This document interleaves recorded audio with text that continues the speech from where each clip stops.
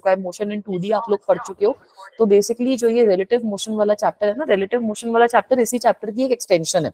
ऐसा कुछ नहीं है कि आप कुछ बहुत ही ज्यादा अलग पढ़ रहे हो। रिलेटिव मोशन जो हमारा चैप्टर रहता है, it is just an extension of motion in 2D। तो अगर आप एनसीईआरटी वगैरह जैसी बुक्स देखोगे, अब एनसीईआरटी खोल के देखा होगा ना कि वेक्टर्स उन्होंने पूरा मोशन इन अ प्लेन में करवा रखा है, देखा था?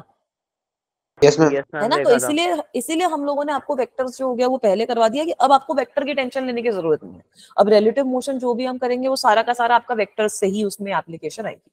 बट कोई दिक्कत नहीं है, समझने में इजी है, इसके एग्जांपल्स हैं, इसका जेई में क्वेश्चन आता ही आता है, नीट में क्वेश्चन आता ही आता है, जो भी पेपर है उसमें क्वेश्चन आएगा ही आएगा।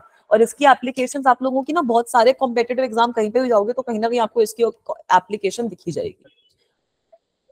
ठीक है, तो चलो फिर ये चैप्टर शुरू करते हैं बेटा। छोटा सा चैप्टर है, चैप्टर भी नहीं, टॉपिक ही आपका छोटा सा है, 3 to 4 क्लासेस मैक्सिमम है इस टॉपिक के लिए भी। क्वेश्चंस पे थोड़ा ज्यादा फोकस करेंगे, पहले हम मतलब समझेंगे, फिर इसमें अलग अलग तरीके की प्रॉब्लम्स एग्जिस्ट करती हैं। जैसे अगर कोई आदमी है रिवर में स्विम कर रहा है, वो वाली प्रॉब्लम होती है। प्लेन आपका हवा में चल रहा है, वेलोसिटी आपसे पूछ लेते हैं कि क्या वेलोसिटी किसकी है, कैसे चलना चाहिए उस प्लेन को। रेन अम्ब्रेला प्रॉब्लम में क्या होता है कि जैसे अगर कोई बच्चा है, बारिश हो रही है, तो आप अम्ब्रेला पकड़ते हो ना अपना, तो अम्ब्रेला कौन से एंगल पे पकड़ना चाहिए ताकि वो अपना अच्छे से चल पाए और वो भीगे ना। इस तरीके के बढ़िया बढ़िया क्वेश्चन बन जाते हैं इस चैप्टर से, इस वाले पर्टिकुलर पार्ट से। So we will understand all of these things. तो सबसे पहले कुछ बेसिक चीजें हैं मोशन के बारे में जो हम याद कर लेते हैं। मुझे ये चीज बताओ कि ऐसा कुछ पढ़ा है आपने कि मोशन कभी भी एब्सोल्यूट नहीं होता, हमेशा रिलेटिव होता है? मैम टाइम के बारे में पढ़ा है। ठीक है, गुड इवनिंग बेटा। मॉर्निंग क्या, अभी इवनिंग चल रही है। टाइम के बारे में नहीं, रिलेटिव का मतलब क्या है बच्चों कि मेरे हिसाब से सराउंडिंग से रिलेटेड। सराउंडिंग मतलब मोशन जो होता है वो कंबाइंड प्रॉपर्टी है आपकी ऑब्जेक्ट और ऑब्जर्वर की, है ना? ये वाला एक पॉइंट आप लोग लिख भी सकते हो, that motion is a combined property. Motion is a combined property of object and observer. ये आपने 1 डायमेंशन में पढ़ा होगा जब मोशन इन 1 डायमेंशन पढ़ रहे थे, ऑफ ऑब्जेक्ट एंड ऑब्जर्वर। मतलब ऐसा है, इसका मतलब क्या हुआ कि अगर ट्रेन में एक बच्चा जा रहा है, ठीक है, ये हमारा एक बच्चा है जो मस्त ऐसे ट्रेन में जा रहा है, ऐसे ट्रेन है, ये ट्रेन ही मान लो, ट्रेन चल रही है, ये है बच्चा मेरा ए। क्या बेटा? हाँ यार, एक छोटी सी ट्रेन है यार, कोई कर लो इमेजिन। ये ट्रेन चल रही है हमारी किसी वेलोसिटी v से, और यहाँ पर अगर हमारा दूसरा बच्चा एक खड़ा है, सी बच्चा, तो ये जो बच्चा है according to A, according to बच्चा ए, जो बच्चा बी है वो रेस्ट पे है। Yes ma'am. है ना? ए तो खुद भी उसी ट्रेन के अंदर है, तो बी उसके लिए रेस्ट पे है। और according to C, according to C, B आपका motion, B is in motion. तो इसका मतलब क्या है बेटा कि एब्सोलूट मोशन और एब्सोलूट रेस्ट जैसी कोई भी चीज नहीं होती। Motion and rest, motion and rest जो होते हैं हमारे, वो रिलेटिव रहते हैं। Motion and rest are relative. सबसे पहली चीज तो ये हो गई, कोई भी ऐसी ऑब्जेक्ट नहीं है, डिपेंडिंग ऑन सर्कमस्टांसेस। सर्कमस्टांसेस भी छोड़ो, depending on who is observing and किस चीज को वो ऑब्जर्व कर रहा है। आपकी ऑब्जेक्ट पे भी मैटर करेगा, आपके ऑब्जर्वर पे भी मैटर करेगा। तो ऐसा आप लोगों ने कुछ पढ़ा होगा कि मोशन को डिस्क्राइब करने के लिए हमेशा एक फ्रेम ऑफ रेफरेंस चाहिए होता है। Yes ma'am. है ना? Motion is always defined, motion is always defined. अच्छा, स्क्रीन अटक रही है, एक सेकेंड मैम, आपका जल चित्र रुक गया है। हाँ, मैं अभी आ गया। ठीक है, तो मोशन जो होता है वो आपका ऑलवेज डिफाइन किया जाता है with respect to a reference frame. अब ये रेफरेंस फ्रेम क्या बोला है, बताओ? रेफरेंस फ्रेम क्या हो गया अब ये? मैम कोई पॉइंट जिससे मैम कंपेयर वो कर पॉइंट, सके। ठीक है, वो पॉइंट जहां पे मुझे ऑब्जर्वर, ठीक है, मैम वो पॉइंट जहां पे observer. Very good. Reference frame का क्या मतलब हो गया कि जहां पे ऑब्जर्वर बैठा है, जहां ऑब्जर्वर बैठा है, जहां ऑब्जर्वर बैठा है,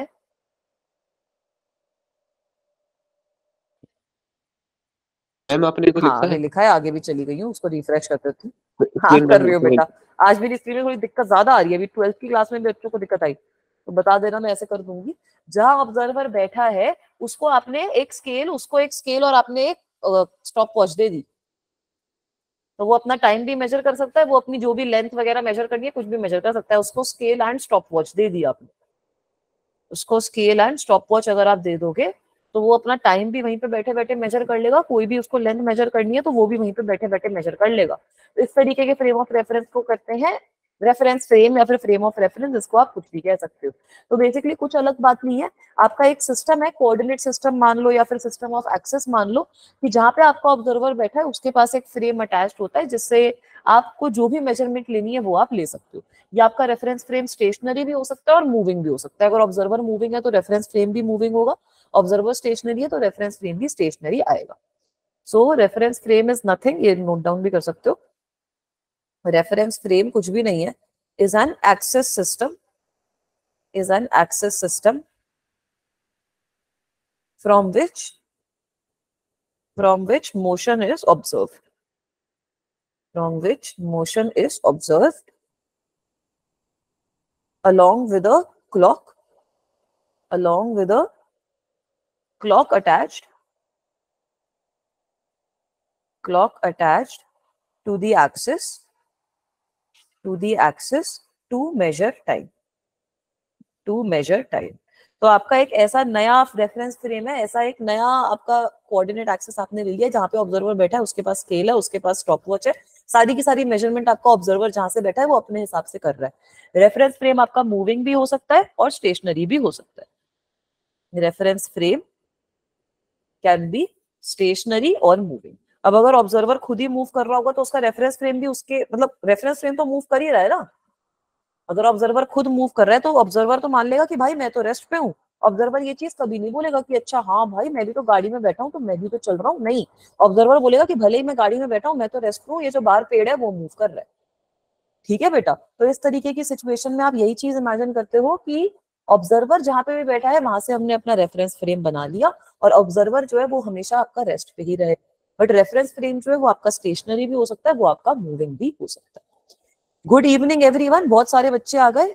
अच्छा नेटवर्क इशू की वजह से रिपीट कर दूं। बेटा मैंने बोला कि फ्रेम ऑफ रेफरेंस क्या होता है। फ्रेम ऑफ रेफरेंस ऐसा एक फ्रेम है जहां पे आपको ऑब्जर्वर बैठा है वहां पे आपने उससे एक फ्रेम अटैच कर दिया। ठीक है, so it is an axes system from which motion is observe. जो भी आपकी ऑब्जेक्ट है उसको आप ऑब्जर्व कर रहे हो किसी भी एक ऑब्जर्वर के हिसाब से। ठीक है, किसी भी एक ऑब्जर्वर के हिसाब से। गुड इवनिंग बच्चों, बहुत सारे बच्चे आ गए एकदम से। कोई लिंक में दिक्कत आ रही थी क्या?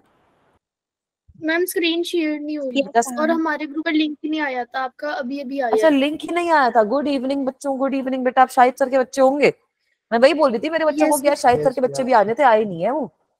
अभी स्क्रीन बेटा लिंक हो गया था। हाँ नहीं कोई दिक्कत नहीं है, स्क्रीन अभी विजिबल है। एक बार अगर विजिबल नहीं हो रही तो रिफ्रेश करके देखो। Yes ma'am. ठीक है, अभी कोई ऐसे लेट नहीं हुआ, अभी मैंने खाली सिंपल रिवीजन ही करवाई है। मैंने ये चीज बोली है कि रेस्ट और मोशन जो होते हैं वो आपके रिलेटिव होते हैं, ऑब्जर्वर पे भी डिपेंड करता है, ऑब्जेक्ट पे भी डिपेंड करता है। और फ्रेम ऑफ रेफरेंस क्या होता है? एक एक्सेस सिस्टम जहां पे ऑब्जर्वर बैठा है वहां पे आपने अटैच कर दिया अपना फ्रेम ऑफ रेफरेंस कि जहां से ऑब्जर्वर बैठा है वो अपनी सारी रीडिंग ले पाए। हाँ शिवांगी बेटा। मैम अगर दो ऑब्जेक्ट है ए और बी और मैम दोनों मतलब सेम स्पीड से ट्रेवल कर रहे हैं सेम डायरेक्शन में यूनिफॉर्मली मतलब सेम स्पीड से, तो मैम जो ए के रेफरेंस में बी मतलब मैम मोशन में होगा रेस्ट में होगा? रेस्ट पे, ए के हिसाब से बी रेस्ट पे। ठीक है, ए के हिसाब से बी रेस्ट पे है। यही चीज हम पढ़ेंगे अभी रिलेटिव वेलोसिटी के अंदर भी। ठीक है बेटा, यही तो हमने एग्जांपल लिया ना कि अगर दो बच्चे हैं सेम ट्रेन में जा रहे हैं, ऐसे एग्जांपल समझ लो ना कि दो बच्चे हैं सेम ट्रेन में जा रहे हैं तो वो बच्चे एक दूसरे को तो रेस्ट पे ही मानेंगे, उनके हिसाब से वो मूव नहीं कर रहे।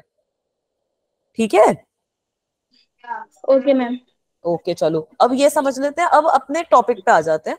सबसे पहले हम समझते हैं कि रिलेटिव मोशन वन डायमेंशन के अंदर क्या होता है। ये रिलेटिव वर्ड का ही क्या मतलब है?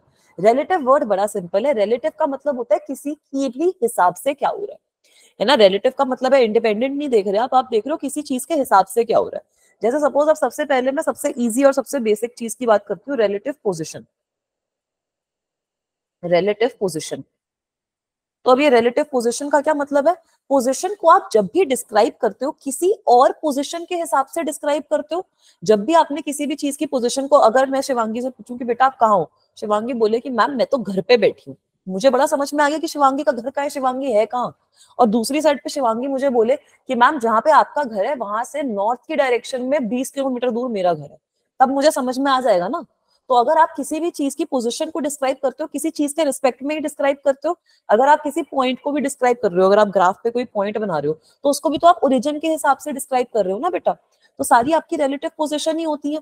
So relative position is nothing but it is a position. Relative position is nothing but a position defined with reference to another position.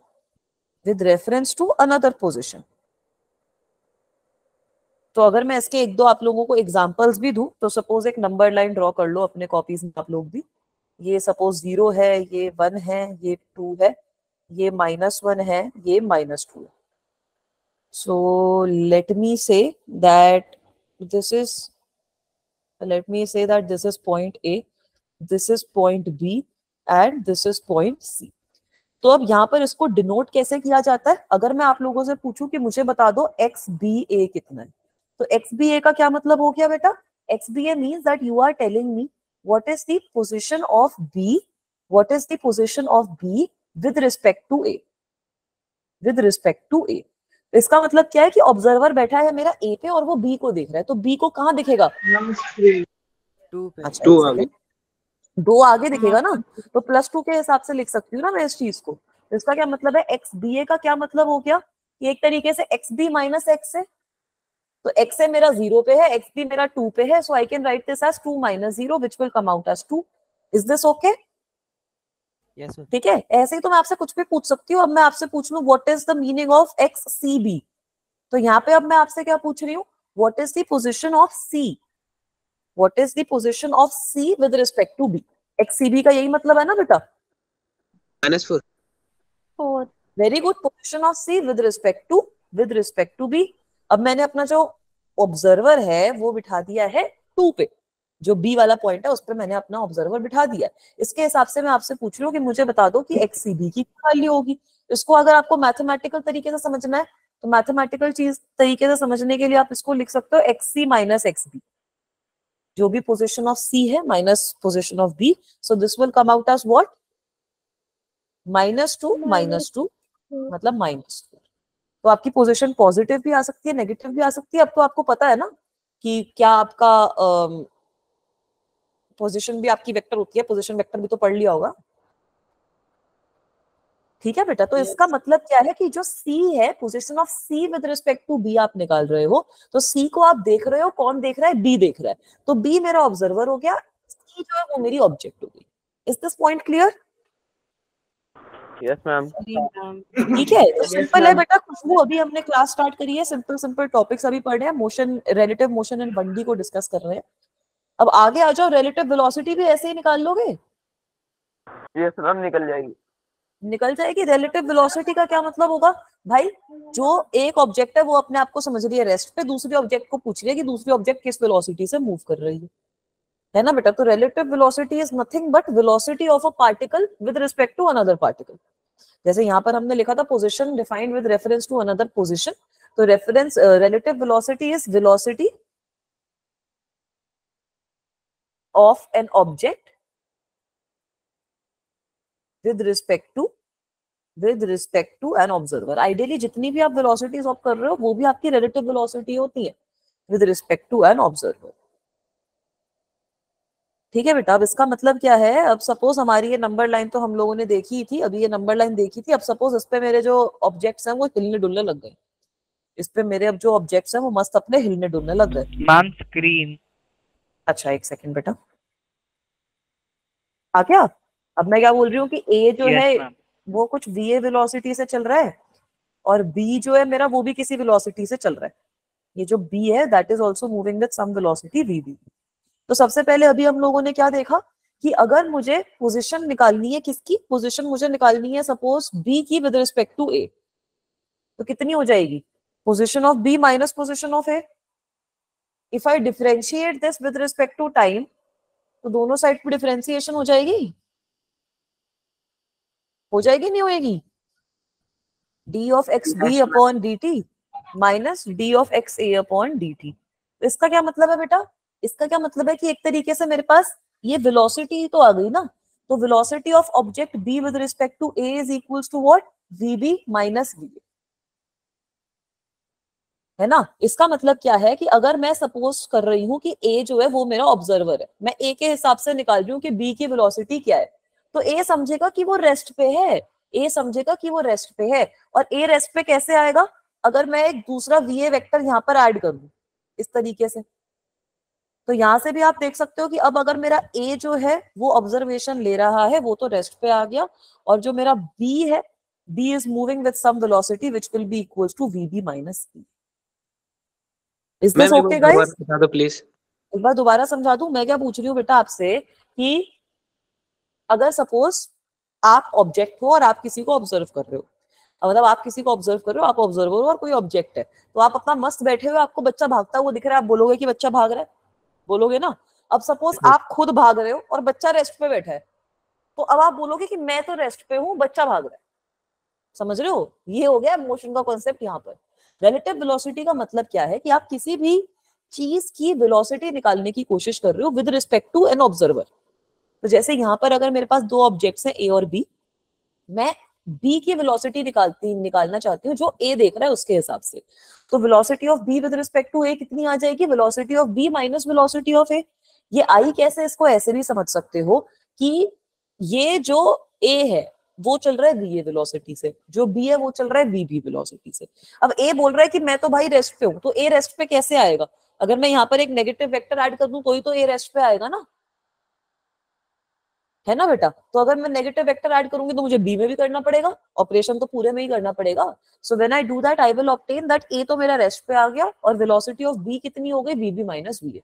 तो रिलेटिव वेलोसिटी जो होती है मेरे पास वो कितनी आ जाती है कि कितनी वेलोसिटी से मेरी जो भी ऑब्जेक्ट है वो चल रही है minus the velocity of the observer. Is that okay now? Yes ma'am. ठीक है, पक्का ये चीज क्लियर है सबको? मेरे को थोड़ा सा प्रॉब्लम है। क्या प्रॉब्लम आ रही है ये बताओ? आपने कहा वो ऑपरेशन में। ठीक है, एग्जाम्पल देके समझाती हूँ। चलो एक, ठीक है, इसका एक एग्जाम्पल ले लो। सपोज मेरी दो गाड़ियां हैं, सपोज मेरी ये एक गाड़ी है, ये गाड़ी है मेरी, चल रही है 50 किलोमीटर पर आवर की स्पीड से। This is car A and I am having another car B which is moving with a speed of 60 kilometre per hour. अब एक बच्चा इस गाड़ी में बैठा है, गाड़ी ए के अंदर बैठा है, वो सोच रहा है कि ये बी की वेलोसिटी कितनी है उस बच्चे के हिसाब से। तो आप बता सकते हो कितनी आएगी? 60 माइनस 50 हो जाएगी ना। कैसे? Velocity of B minus velocity of A. यहाँ पर ये वेलोसिटी ऑफ बी और वेलोसिटी ऑफ ए मैंने क्या लिख रखी है? ये वेलोसिटीज है विद रिस्पेक्ट टू ग्राउंड। तो 60 माइनस 50 आएगी ना भाई। अगर इस गाड़ी में कोई बच्चा बैठा है तो उसके लिए तो ये गाड़ी आगे जा रही है 10 किलोमीटर पर आवर की स्पीड से, यस मैम। है ना? और सपोज अब मैं velocity of A with respect to B लिख रही हूँ कि अब इस गाड़ी में कोई बैठा है, वो देख रहा है कि ये वाली गाड़ी, तो ये मेरे पास -10 आ जाएगी, V A minus V B हो जाएगी। ये कितना हो जाएगा वैल्यू? -10 kilometre per our. सही है? तो अभी समझ में आया कि भाई जो भी आपका ऑब्जर्वर है, जिसके रिस्पेक्ट में आप देख रहे हो कि क्या वेलोसिटी है, क्या पोजीशन है, वो ऑब्जर्वर अपने आप को रेस्ट पे मान लेता है। वो हो गया आपका रेफरेंस पॉइंट, उसी के हिसाब से आप देखोगे कि क्या हो रहा है। अगर ऐसे ही एक दूसरा एग्जांपल देख लो, मन है तो सपोज अब मेरी गाड़ियां हैं, ये आमने सामने चल रही हैं, टक्कर नहीं होने वाली इनकी, आमने सामने चल रही है। एक चल रही है 50 किलोमीटर पर आवर की स्पीड से और दूसरी गाड़ी चल रही है आपकी इस डायरेक्शन में। मैम अगर आमने सामने चलेंगी तो टक्कर क्यों नहीं होगी? अरे यार, आमने सामने मतलब ऐसे एक रोड, ऐसे दोनों रोडों पे अलग अलग चल रही है ना, मैं टक्कर क्यों करवाऊं दो गाड़ियों की फालतू में? अच्छा ओके। ठीक है, तो यहाँ पे बताना क्या आएगा। सपोज मुझे निकालना है what is the velocity of B with respect to A, निकालना है। कितनी आएगी? 110 आ जाएगी ना। वीबी माइनस वी ए का क्या मतलब है? वीबी अब हो गया आपका एक तरीके से -60, ए की वैल्यू हो जाएगी -50, है ना? अगर मैं कन्वेंशन ऐसे एक्स वाला ले लूं, ये आपका एक्स है, ये आपका -x है, तो मेरे पास क्या आ गई? -110 किलोमीटर पर आवर। मतलब मैम डायरेक्शन उधर की मान के उसको माइनस लगा के कर दिया। हाँ, डायरेक्शन भी तो माननी पड़ेगी ना, डायरेक्शन तो आप मानोगे ही ना बेटा। तो इसका मतलब क्या है? अब सॉल्व कर सकते हैं। हाँ, इसका मतलब अब क्या हुआ? इसका मतलब समझने की कोशिश करो कि ए के हिसाब से वो तो रेस्ट पे है और बी जो है वो उसकी तरफ आ रहा है, नेगेटिव एक्स डायरेक्शन में मूव कर रहा है बी। कितनी स्पीड से? 110 किलोमीटर पर आवर की स्पीड से। ठीक है, अभी थोड़ी सी फील आ गई रिलेटिव मोशन की? Yes ma'am. Yes ma'am. ठीक है, यहाँ पर ये कन्वेंशन आपका वन डायमेंशन में फॉलो होता है। ये आपका पॉजिटिव रहता है, ये आपका नेगेटिव रहता है। ठीक है बच्चों? हाँ लक्ष्य बेटा, क्या डाउट है बच्चा, बताओ। मैम स्पीड तो मैम 110 ही नहीं लिख सकते, बस माइनस लगाने के लिए। बेटा माइनस में माइनस मैंने इसलिए लिखा क्योंकि स्पीड की डायरेक्शन भी तो नेगेटिव की साइड आएगी ना। वेक्टर अगर क्वांटिटी। हाँ अगर ए देख रहा है तो ए के हिसाब से तो बी लेफ्ट उसकी तरफ आ रहा है ना, नेगेटिव डायरेक्शन में मूव कर रहा है, इसलिए मैंने नेगेटिव लिखा है। अगर आप इसको 110 लिखोगे that is also okay, you will have to say that B is moving towards it. Okay ma'am. तो आपको अगर 110 लिखना है तो that is also fine, but you have to specify the direction in some way or the other. ठीक है, चलूं आगे। यस चलो, अब ये रिलेटिव वेलोसिटी आ गई, वैसे ही रिलेटिव एक्सेलरेशन का भी कॉन्सेप्ट आ जाएगा। Yes ma'am. रिलेटिव एक्सेलरेशन कितनी हो गई, अब एक ऑब्जेक्ट की एक्सेलरेशन कितनी है दूसरी ऑब्जेक्ट के रिस्पेक्ट में। ठीक है, एक ऑब्जेक्ट की एक्सेलरेशन कितनी है दूसरी कोई भी ऑब्जर्वर के रिस्पेक्ट में। So acceleration with which, I think screen stuck है, मैंने भी ना अपने फोन में लॉग इन कर लिया ताकि अगर स्क्रीन स्टक हो तो मुझे भी दिख जाए। अब आ गई। Acceleration with which object B appears to move, object B appears to move. बेटा मैग्नीट्यूड इज ऑलवेज इक्वल। अगर आप VA और VB देखो, VAB और VBA देखोगे ना तो मैग्नीट्यूड हमेशा आपका इक्वल आएगा, बट डायरेक्शन उल्टी आती है। अगर आप VAB और VBA की बात करोगे तो मैग्नीट्यूड हमेशा इक्वल होएगा और डायरेक्शन हमेशा ऑपोजिट होएगी। तो यहाँ पर भी आएगा 110 ही, बट डायरेक्शन उल्टी आएगी। यहाँ पे भी तो 10 और -10 ही आया ना, but direction will be always negative. कोई भी केस अगर आप देख लो। ठीक है आर्यन बेटा, जीरो नहीं होएगा बच्चा। क्लियर है? ठीक है, अब मैं रिलेटिव एक्सेलरेशन में क्या बोल रही थी कि it is the acceleration with which object B appears to move to an observer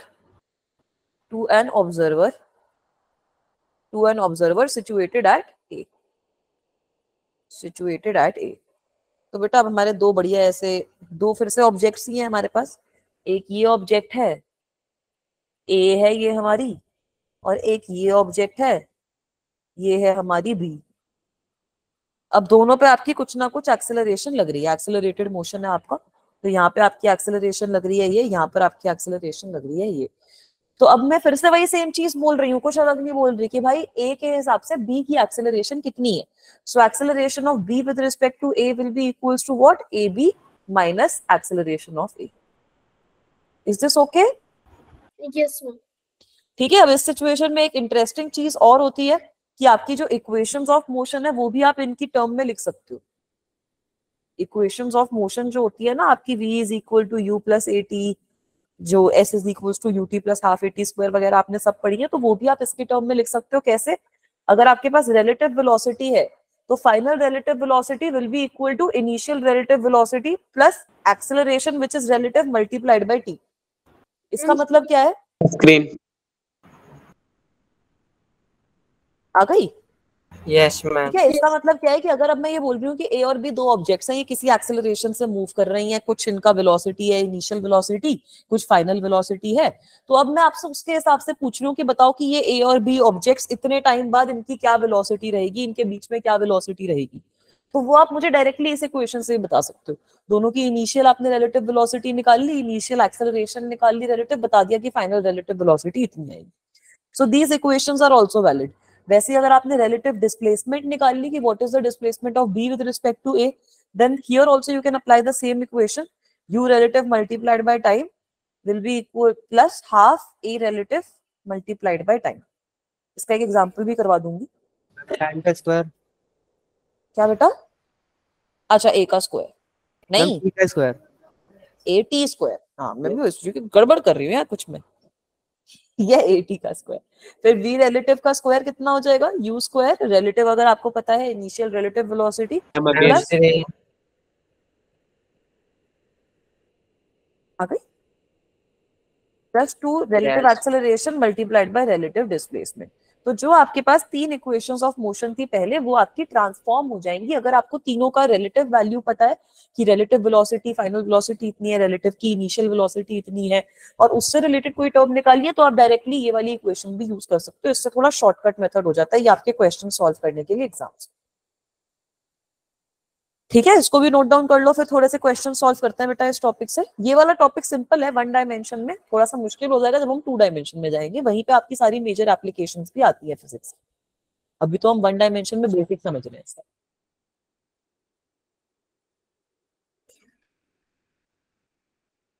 ठीक है, अभी तो आई थिंक स्क्रीन विजिबल है ना बेटा सबको? कर लिया नोट डाउन? चलूं आगे?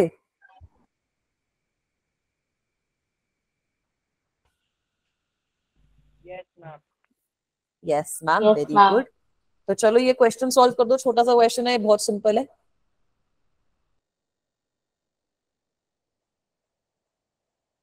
An object A is moving with 5 meter per second and B is moving with 20 meter per second in the same direction.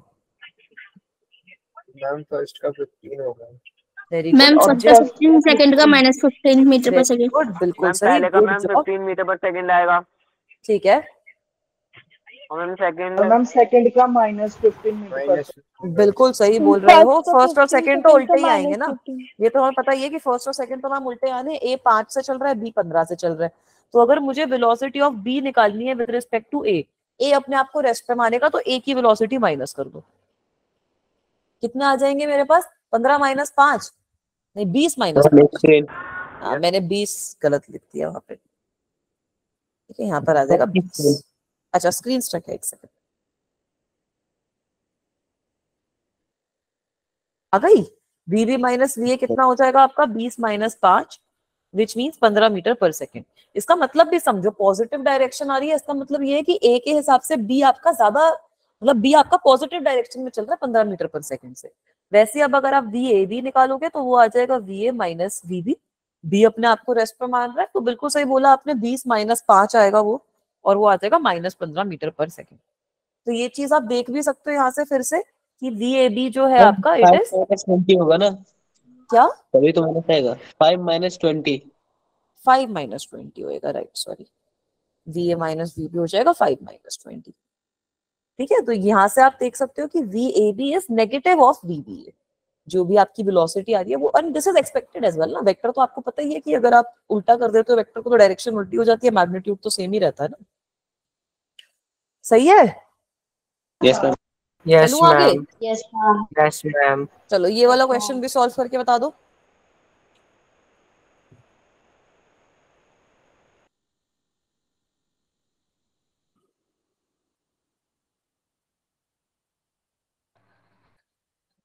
-2 ma'am पहले वाला एक बार और बता पहले देना। वाला 22 मीटर पर सेकंड, ठीक है बेटा, नेक्स्ट पहले का -22 मीटर मैम पर फर्स्ट सेकंड। का -2 होगा और सेकंड का होगा -20।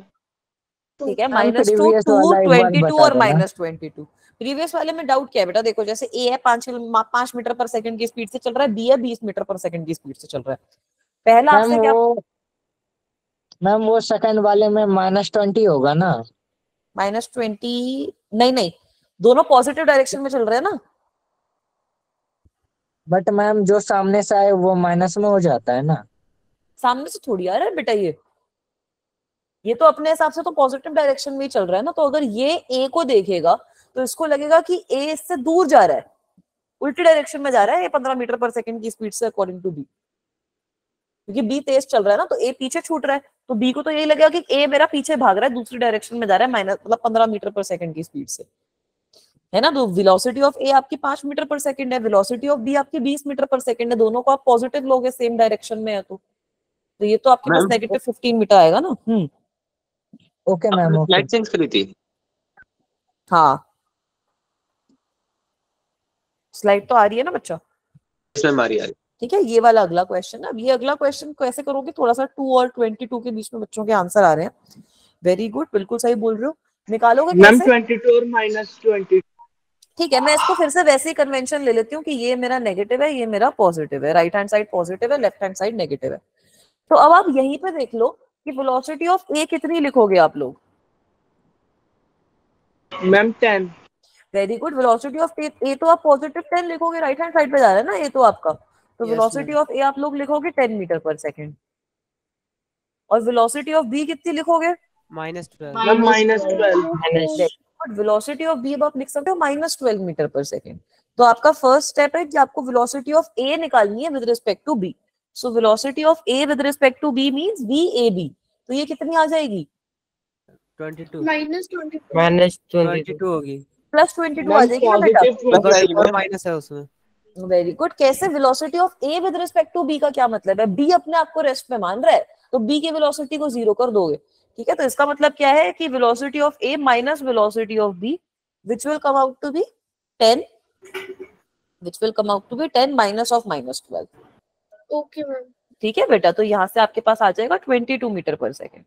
और यही अगर आप उल्टा करोगे, इसकी एक और ट्रिक भी बता दूंगी आप लोगों को ताकि कोई कंफ्यूजन ना रहे। इसी को अगर आप उल्टा करोगे तो कितना हो जाएगा? VB minus VA which will become equals to how much? -10 -12 -22।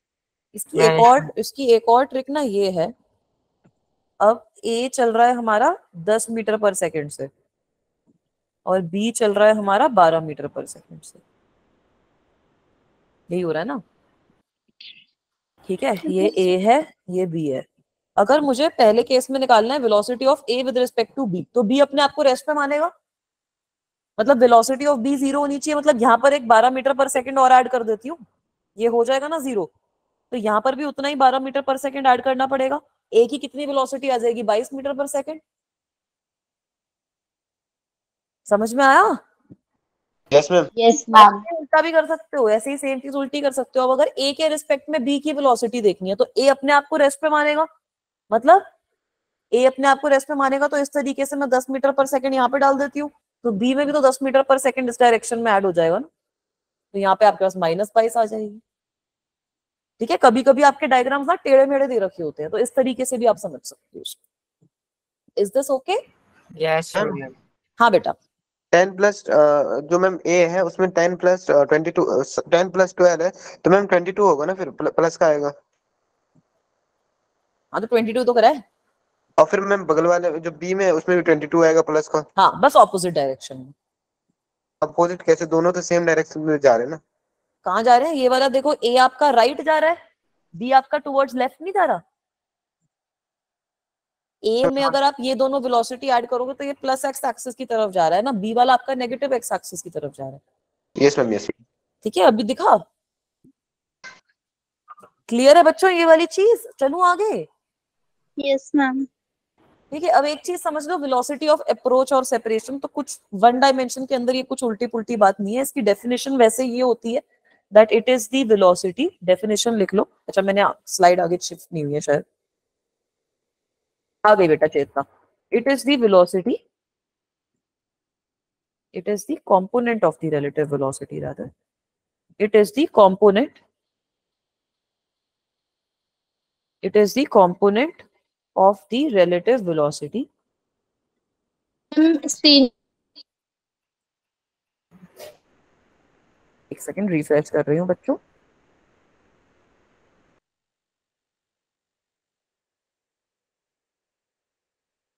अभी आ गई? Yes. So velocity of approach Yes, or ma'am. separation is the component of relative velocity of one particle. Component of relative velocity of one particle with respect to another particle. With respect to another particle. With respect to another particle. Along the line joining them. Along the line joining them. तो अजीब सी definition है, easy part समझ लो, बाकी हम 2D में cover करेंगे। इन वन डायमेंशन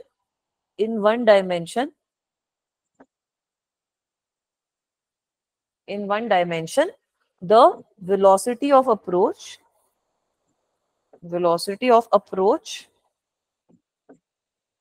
और separation is equal to relative velocity only, is equal to relative velocity। ठीक है, अब ये जो कॉम्प्लिकेटेड सी मैंने डेफिनेशन लिखी है इसका थोड़ा सा मतलब समझा रही हूँ, ज्यादा अच्छे से कोई समझने की जरूरत नहीं है, अब 2D में कवर करेंगे। सपोज ये मेरा एक A है ऑब्जेक्ट जो कुछ वेलोसिटी से ऐसे चल रहा है VA, और यहाँ पर ये मेरा B ऑब्जेक्ट है जो कुछ इस वेलोसिटी से चल रहा है। अब अगर मैं आपसे इसकी वेलोसिटी ऑफ अप्रोच और सेपरेशन पूछूंगी तो आप लोग मुझे क्या बताओगे कि ये जो लाइन इनको ज्वाइन कर रही है इसके अलोंग रिलेटिव वेलोसिटी कितनी है, इसके अलोंग रिलेटिव वेलोसिटी कितनी है, मतलब इसके अलोंग जो भी यहाँ पर मेरा बी का कंपोनेंट आएगा, component of B, component of B भी आएगा कुछ मेरा, यहाँ पर मेरा कुछ कंपोनेंट ऑफ वी आएगा, है ना। तो जब मैं इन दोनों को सब्ट्रैक्ट कर दूंगी तब मेरी रिलेटिव वेलोसिटी कितनी आ रही है, वो हो गई मेरी वेलोसिटी ऑफ अप्रोच या separation. Is this part okay? ये क्लियर है पॉइंट? मैम और एक बार ठीक है, फिर भी एक बार फिर से बता दूं। Yes ma'am. बेटा मैंने क्या बोला कि वेलोसिटी ऑफ अप्रोच और सेपरेशन का क्या मतलब है, it is the component of relative velocity of a particle with respect to another particle along the line joining them. तो मेरे पास ये ए और बी दो वेलोसिटीज है, ये 2 डायमेंशन में बता रही हूँ मैं आपको, 2 डायमेंशन में कुछ भी ऐसे रैंडम वेलोसिटीज है। तो रिलेटिव वेलोसिटी कितनी हो जाएगी, इस लाइन को जितनी, इस लाइन के अलोंग जो रिलेटिव वेलोसिटी आ रही है वो हो जाएगी आपकी वेलोसिटी ऑफ अप्रोच या सेपरेशन, ठीक है, इस वाली लाइन के अलोंग। तो अगर होता क्या है, अगर ये वाली वेलोसिटी आपके पास इस तरीके से आती है कि डिस्टेंस पार्टिकल्स के बीच में कम हो रहा है, तब मैम आप कहते कौन हो सी कि लाइन के velocity- अलोंग? जो लाइन उनको ज्वाइन कर रही है, लाइन ज्वाइनिंग देम, ठीक है, ये जो इनको दोनों को लाइन ज्वाइन कर रही है ना उसके अलोंग। मैम एक एग्जांपल दे दो। एग्जाम्पल बेटा 1 डायमेंशन में तो इसका कोई एग्जाम्पल है ही नहीं ना। सपोज यहाँ पर ये दोनों पार्टिकल्स हैं, ये एक दूसरे को अप्रोच कर रहे हैं, तो डायरेक्टली रिलेटिव वेलोसिटी आपकी वेलोसिटी ऑफ अप्रोच हो जाएगी। और यहाँ पर ये जो दोनों पार्टिकल्स हैं ये एक दूसरे से दूर जा रहे थे, तो इनके बीच में डिस्टेंस बढ़ रहा था, तो जो इनके बीच में रिलेटिव वेलोसिटी आएगी that will be along the line joining them only ना, so that will become your velocity of separation. ये एग्जांपल है इसका 1 डायमेंशन में। तो 2 डायमेंशन में भी और एग्जांपल्स देखेंगे। मैम 2 डायमेंशन का यूज करके ही बता दो। 2 डायमेंशन का यूज करके तो देखो आप कैसे करोगे। 2 डायमेंशन का यूज करके अगर बताती हूँ तो 2 डायमेंशन का वैसे बाद में पढ़ लेते केस हम थोड़ा सा, बट ठीक है कुछ नहीं होता, थोड़ा बहुत देख लो। सपोज ये मेरा वेलोसिटी ऑफ ए आ गई, it is making some angle alpha, ठीक है, और ये मेरी बी आ गया, वेलोसिटी ऑफ बी सपोज कुछ इस तरीके से है, and it is making an angle of beta, ठीक है, it is making an angle of beta. ये सही है। तो यहाँ पर बेटा इसके 2 कंपोनेंट बना सकती हूँ, एक यहाँ पे आ जाएगा मेरे पास वी ए साइन अल्फा, एक कंपोनेंट आ जाएगा मेरे पास वी ए कॉस अल्फा। यहाँ पर अगर कंपोनेंट बनाऊंगी क्या क्या आ जाएंगे, यहाँ पर बनाऊंगी तो क्या आ जाएगा, साइन अल्फा की जगह बी कॉस अल्फा आएगा ना। अच्छा राइट, मैम थीटा की जगह पे गड़बड़ भी कर cos दी। अल्फा। हाँ हाँ ठीक है, सही बोल गए तुम लोग, वेक्टर सही से समझ लिया ना मतलब। ठीक है। अब जैसे हमारा एक प्रोफेसर था मास्टर्स में, तो he was suppose to be one of the meanest professors in our class, मतलब ही वाज वेरी मीन। तो ऐसे मास्टर्स में होते हैं ना कि ऐसे सब लोग इतना ज्यादा पढ़ चुके होते हैं कि ऐसे मैनर्स वगैरह तो क्या ही करने हैं। So one day he actually came in our class and he said this to us that be very careful in my class because sometimes I will write wrong things on the board just because I'm old, but sometimes I will write wrong things on the board because I'm also very mean. So he confessed this. And ऐसा हुआ है कि उन्होंने कभी कभी कुछ गलत लिखा है तो हमें या तो फिर उनको रोक के बोलना पड़ा है कि सर गलत है, या फिर अगर नहीं पता तो पेपर में तुम गलत लिख के आओगे और तुम्हारे मार्क्स नहीं आएंगे। तो टीचर ऐसे भी टॉर्चर करते हैं, देख लो। मैं तो अच्छी टीचर हूँ ना, मैं ये सब चीजें नहीं करती। अभी ठीक है। तो अब यहाँ पे अगर तुम्हें रिलेटिव वेलोसिटी निकालनी होगी, अब यहाँ पर तुम बेसिकली वेलोसिटी ऑफ ए और वेलोसिटी ऑफ बी को कैसे रिप्रेजेंट करोगे? वी ए को कुछ ऐसे लिखोगे, V A cos alpha I क्या? Ma'am screen. अबे यार रुको, हाँ तो लिया है ना। वी ए को कैसे लिखोगे? V A cos alpha I क्या plus V A sine alpha J cap, ठीक है। और वी बी कैसे लिखोगे? V B cos alpha I क्या minus V B sine alpha J cap, ऐसे ही लिखोगे ना। बीटा नहीं आएगा? अब बीटा कर दो, ठीक है। तो अब यहाँ पर अगर मैं आपसे पूछूं कि ये वेलोसिटी ऑफ अप्रोच कितनी है तो कैसे बताओगे? जो इनको लाइन ज्वाइन कर रही है वो एक तरीके से आपका आई कैप वाला जो कंपोनेंट है वो ज्वाइन हो रहा है ना यहाँ पे आपका। तो अगर मुझे खाली वेलोसिटी ऑफ अप्रोच निकालनी है, if I want to find out the velocity of approach, velocity of approach या फिर सेपरेशन जो भी है, वेलोसिटी ऑफ अप्रोच या सेपरेशन मेरी इस केस में कितनी हो जाएगी, ये वाले दोनों कंपोनेंट्स का summation VA cos alpha plus VB cos beta. अभी ठीक है बेटा? Yes ma'am. ठीक है, बट ये वाला जो है ये हमारा 2 डायमेंशन में है। 1 डायमेंशन के अंदर तो यार पार्टिकल्स को जो लाइन ज्वाइन करेगी वही वाली तो आपकी रिलेटिव वेलोसिटी वाली भी लाइन है। तो 1 डायमेंशन के अंदर तो relative velocity becomes equals to the velocity of approach या सेपरेशन ना। ठीक है, इसको हम 2 डायमेंशन में बाद में और डिटेल में समझ लेंगे। चलूं अब आगे? ठीक है, एग्जाम्पल जो बच्चा मांग रहा था मिल गया? थोड़ा अजीब एग्जाम्पल है, इसको 2D में फिर से कवर कर लूंगी। Yes ma'am. ठीक है मैम चलो। साइन अल्फा कैंसिल हो गया साइन बीटा से। नहीं नहीं, वो तो आपका वो जो कंपोनेंट आएगा वो परपेंडिकुलर कुछ कंपोनेंट आएगा ना। वो आपका जो कंपोनेंट आएगा वो तो कुछ वाई एक्सिस के अलोंग कंपोनेंट आएगा ना। वेलोसिटी ऑफ अप्रोच निकालते हुए आप वो वाई एक्सिस वाला कंपोनेंट कंसीडर नहीं करोगे, खाली जो लाइन जॉइनिंग है उन दोनों को उसके अलोंग का जो कंपोनेंट है वो निकालोगे। Okay ma'am. ठीक है, यहाँ पे तो बहुत इजी है विजुअलाइज करना। कभी कभी मुश्किल आ जाते हैं, कोई एंगल वगैरह पे दे देते हैं, ऐसे दे दिए पार्टिकल्स ऐसे दिए तो थोड़ा मुश्किल हो जाता है। चलो अब ये वाला क्वेश्चन करके बताना।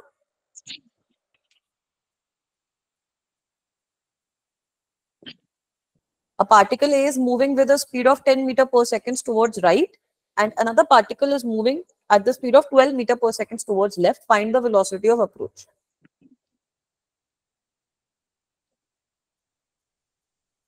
अभी तो किया था ये सेम क्वेश्चन। स्क्रीन फ्रीज हो गई।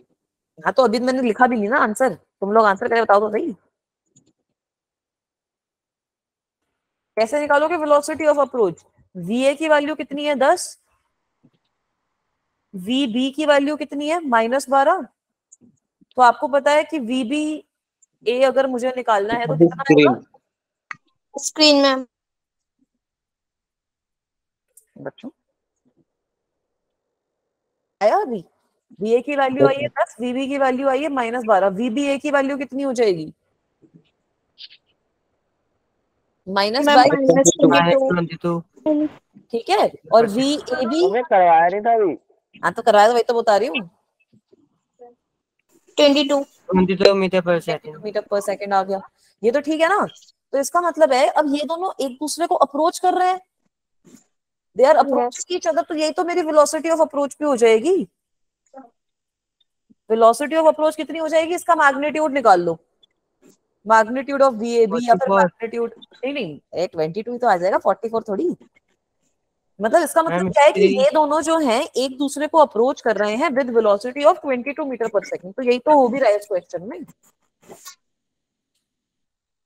अग्री कर लो? यहाँ पर मैंने वेलोसिटी ऑफ अप्रोच क्यों लिखा है, क्योंकि यहाँ पर इन दोनों पार्टिकल्स के बीच का जो सेपरेशन है वो डिक्रीज कर रहा है। तो ये भी पॉइंट आप लिख सकते हो, अगर पार्टिकल्स के बीच में जो सेपरेशन है वो डिक्रीज करेगा तब आप कहते हो कि पार्टिकल्स एक दूसरे को अप्रोच कर रहे हैं। सेपरेशन अगर इंक्रीज करता है तब आप कहते हो कि पार्टिकल्स एक दूसरे से सेपरेट हो रहे हैं। Separation between the particles, separation between the particles, नहीं साइन मैटर नहीं करता। Separation between the particles decreases, decreasing. Sign क्यों मैटर नहीं कर रहा, क्योंकि पार्टिकल्स एक दूसरे को 22 मीटर पर सेकंड की वेलोसिटी से अप्रोच कर रहे हैं। That is it. कितनी वेलोसिटी से सेपरेट हो रहे हैं, 10 मीटर पर सेकंड की वेलोसिटी से इधर उधर जा रहे हैं, तो वो होगी आपकी वेलोसिटी ऑफ सेपरेशन। तो साइन आपका यहाँ पे मैटर नहीं करेगा। Will also be equals to VBA का मोड। क्लियर है बच्चों ये चीज? ये वाला नोट डाउन कर लो एग्जाम्पल, फिर आगे चलूंगी। अच्छा है, अगला वाला एग्जाम्पल इज गुड। मैम ये समझ नहीं आएगी separation between the particle decrease कैसे हो रहा है? दोनों पार्टिकल्स एक दूसरे की तरफ आ रहे हैं तो सेपरेशन जो है उनके बीच का जो डिस्टेंस है वो कम हो रहा है ना। तो इसका मतलब particles are approaching each other. अगर पार्टिकल्स एक दूसरे से दूर जा रहे होते हैं उनके बीच का जो डिस्टेंस है वो इंक्रीज कर रहा है, तो इसका मतलब है कि वो दोनों एक दूसरे से सेपरेट हो रहे हैं। तब आप वेलोसिटी ऑफ वो लिखोगे, सेपरेशन। Okay ma'am. ठीक है, क्लियर है ये वाले दोनों तीनों पॉइंट? Yes ma'am. 1 डायमेंशन में थोड़ा अच्छे से समझ लो, इसके 1-2 अच्छे एग्जांपल्स भी करवा दूंगी ताकि फिर 2 डायमेंशन और अच्छे से समझ में आए। मैम डिक्रीजिंग में ज्यादा आएगा और इंक्रीजिंग में फिर कम आएगा। मतलब मतलब अगर जैसे कि अभी 10 मीटर पर सेकंड और 12 मीटर पर सेकंड जो थे वो एक ही मतलब जो उनकी डायरेक्शन है वो अपोजिट है। हाँ अगर इक्वल हो मतलब इनकी जो डायरेक्शन है वो सेम होती तो फिर कम आती वैल्यू। हाँ कम आती। तो वैसे ही फिर डिक्रीजिंग में ज्यादा और इंक्रीजिंग में कम, ये भी निकाल सकते हैं इसमें शायद। डिक्रीजिंग वैसा कोई रूल नहीं यार, वो आपकी देखो वेलोसिटी की वैल्यू पे डिपेंड करेगा। बट हाँ जैसे इस सिचुएशन में आपकी अब कम आएगी ना, वेलोसिटी ऑफ सेपरेशन तो आपकी खाली 2 मीटर पर सेकंड आ जाएगी ना। इसमें वही। ठीक है बेटा, इस सिचुएशन में अगर उल्टा कर दोगे तो कम आएगा। समझ गया। ठीक है, चलूं आगे, एक और क्वेश्चन करवा दूं। Yes ma'am. चलो ये वाला क्वेश्चन देखो, इसको कैसे करोगे। अब बच्चे बोलेंगे कि मैम ये तो बहुत ही मुश्किल है। A particle A is moving with a speed of 10 meter per second towards right. Particle B is moving at a speed of 10 meter per second towards right. And particle C is moving at a speed of 10 meter per second towards left. तो A और B के बीच की separation आपको 100 metre given है। Time interval कितना होगा between C meeting B and C meeting A। मतलब अगर ये मैं मान लू कि यहीं से शुरू हुआ तो ये A को कब मिला ये बता दो। इसको निकालने के लिए हम एक ट्रिक मैम 5 सेकंड में। कैसे निकाला? मैम लॉजिक से ऐसी। लॉजिक से निकाल लिया। तो इसको निकालने का तरीका क्या है ये चीज समझो। इसको निकालने का ये तरीका है कि भाई ये तो मेरा A है, ठीक है, मैं मान लेती हूँ कि पहले ये सबसे पहले B से मिल गया। अब ये मेरा यहां से C चल रहा है, यहां से मेरा C कुछ चल रहा है, यहां से मेरा C जो है वो कुछ चल रहा है। 10 मीटर पर सेकंड से मुझे C की वेलोसिटी गिवन है और A मेरा चल रहा है 10 मीटर पर सेकंड से, और इन दोनों के बीच में डिस्टेंस हमें कितना गिवन है? 100 मीटर है ना। 100 मीटर। 100 मीटर। तो भाई इसको बड़े कॉम्प्लिकेटेड तरीके से निकालने की बजाय अगर मैं यहाँ पर रिलेटिव वेलोसिटी का कॉन्सेप्ट यूज करूं, मैं मान लेती हूँ कि ये जो A है वो मेरा रेस्ट पे है। मैं मान लेती हूँ कि A मेरा रेस्ट पे है, A चल ही नहीं रहा। और अब C कितना चल रहा है? C किस स्पीड से चलेगा? मैम 20 मीटर पर सेकंड। C 20 मीटर पर सेकंड की स्पीड से चल जाएगा रिलेटिव वेलोसिटी का कॉन्सेप्ट अगर यूज करोगे तो कितना टाइम लग जाएगा इसको ये डिस्टेंस कवर करने में? Ma'am 5 second. मैम स्क्रीन एक सेकंड बच्चा, मैं बढ़िया डायग्राम बनाई हूँ, स्क्रीन नहीं आ रही। अभी आ गई? Yes ma'am. ठीक है, इन दोनों के बीच का जो डिस्टेंस है वो आपको 100 मीटर गिवन है। तो रिलेटिव वेलोसिटी से ज्यादा आसान हो गया ना निकालना, है ना बेटा, कि कितने डिस्टेंस में इसने ये कवर कर लिया। तो एक तरीके से डिस्टेंस मतलब कितना टाइम हो गया separation between A and C, separation between. हाँ बेटा। मैम मेरा भी नेटवर्क है, प्लीज मैम एक बार प्लीज। हाँ एक बार रिपीट कर दूंगी, कोई नहीं बच्चा।